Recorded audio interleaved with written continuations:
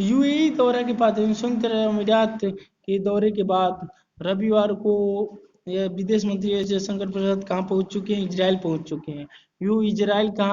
Israel जो गए हैं वहाँ राष्ट्रपति और प्रधानमंत्री से मुलाकात करेंगे। वहाँ के प्रधानमंत्री कौन? नफ्ताली बेनेट से भी मिलेंगे, वहाँ के उद्योगपतियों के साथ मिलेंगे और भारत के साथ कौन कौन सा अच्छा सौदा हो सकता है उसके बारे में भी चर्चा करेंगे।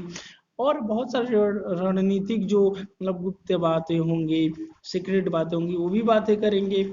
और जो भारतीय मूल के लोग हैं उनसे भी मुलाकात करेंगे। देखिए यहूदी भारत में अल्पसंख्यक रूप में है, तो भारत में भी यहूदी है, वहाँ यहूदी बहुल देश है, इसके बारे में भी कुछ समझौता होगा। तो ये देखना है मतलब क्या बातें होती हैं। अभी देखिए मैप में देखते हैं, इजराइल का मैप है।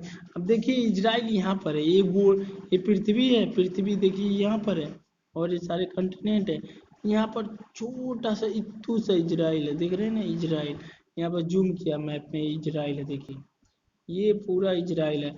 इजराइल का बॉर्डर देखिए जॉर्डन से लगता है, और फिर गोलान हाइट है, सीरिया से लग जाता है। गोलान हाइट में हमेशा लेकर के हमेशा क्या होता है, विवाद होता रहता है। अब ईस्टर्न बैंक को लेकर हमेशा विवाद होता रहता है, ये जानते हैं। और इजराइल ये एकदम कब्जा किया है यहाँ पर है। ये मिडिल ईस्ट के जितने कंट्री उनके नाक में दम अकेले कर देता है इजराइल। ईरान देखिए इधर है, सऊदी अरेबिया, मतलब सऊदी अरेबिया इससे डोनाल्ड ट्रंप ने समझौता करा दिया, लेकिन ईरान हमेशा खौफ खाता है।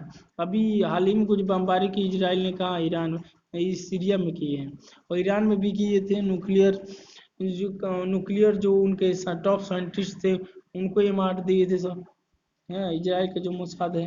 तो इजराइल की मोसाद दुनिया की सबसे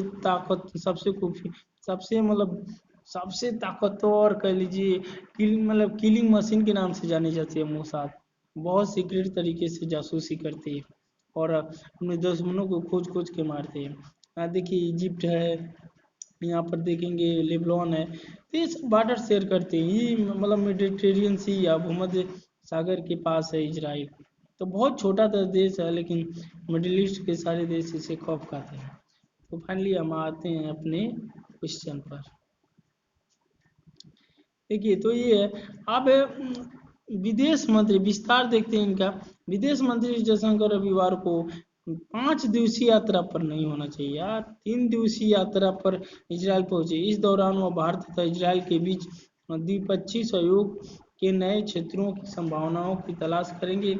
इसके अलावा रणनीतिक संबंधों को समृद्ध करने के लिए परस्पर रूपरेखा तैयार करने के लिए यहाँ के शीर्ष नेतृत्व के साथ बैठक करेंगे।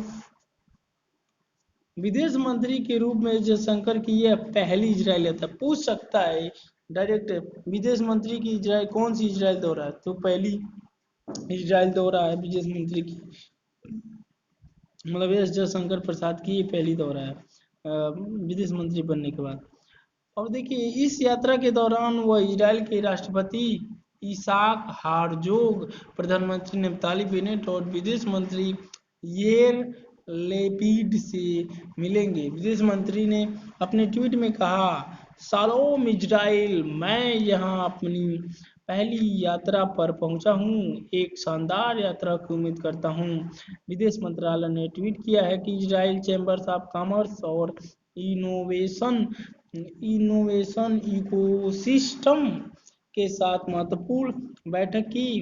भारत के साथ अधिक साझेदारी करने के लिए उनका उत्साह काफी सराहनीय है। आगे कहा कि कोरोना के बाद डिजिटल स्वास्थ्य एवं कृषि तथा हरित विकास सहित अन्य प्राकृतिक क्षेत्रों के बारे में चर्चा हुई।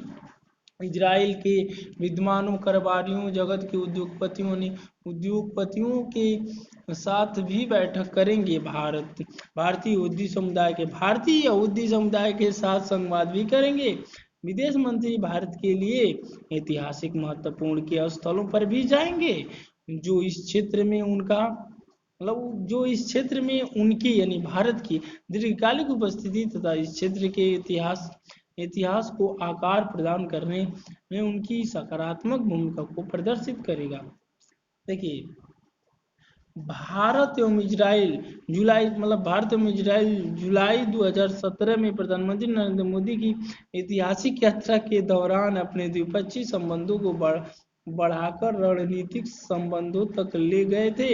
यरूशलेम में प्रथम विश्व युद्ध के दौरान अपनी जान देने वाले भारतीय शहीदों को स्मारक पर श्रद्धांजलि अर्पित करने के साथ विदेश मंत्री का कार्यक्रम शुरू होगा। करीब 900 भारतीय सैनिकों ने अपनी शहादत दी थी। यह रामली और हाइफा उनके स्मारक मौजूद हैं, मतलब उनके स्मारक रामली और हाइफा, उसमें भारतीय मूल के जो वहाँ पर भारतीय सैनिक शहीद होते हैं वहाँ पर इनका स्मारक भी मौजूद है। भारतीय सेना हर साल 23 सितंबर को भारतीय सैनिकों की याद में हाइफा डे के तौर पर भी मनाती है।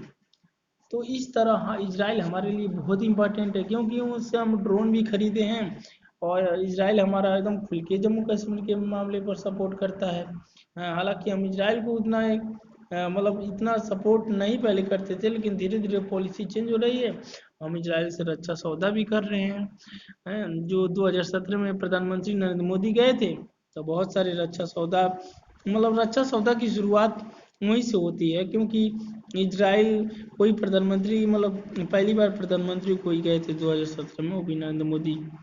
और पाकिस्तान शुरू से एक देश ही नहीं मानता, क्या इजराइल को पाकिस्तान देश ही नहीं मानता। मिडिल ईस्ट बहुत सारे कंट्री जो नहीं मानते हैं, क्योंकि कहते हैं जी मतलब बहुत ही इनकी बमबारी, जैसे हमास हमेशा बमबारी करते रहते हैं, इनका मतलब ये ठीक नहीं है, हमेशा बमबारी कर देते हैं।